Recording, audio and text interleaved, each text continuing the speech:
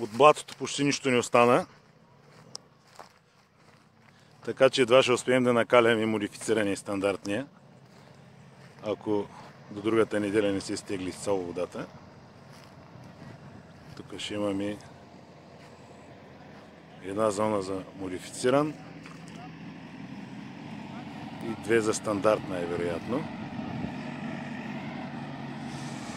В момента подготвяме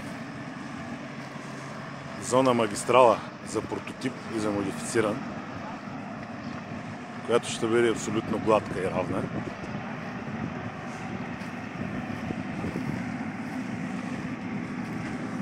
Борко коси папура.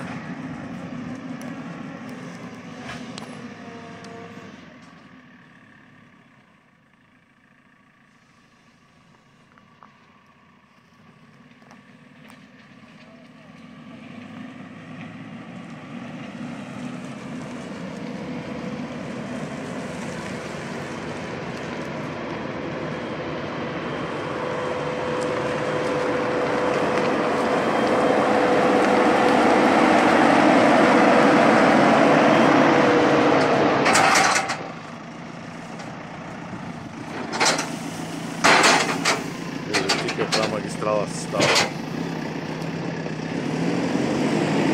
След като го окуси, ще наредим вратите.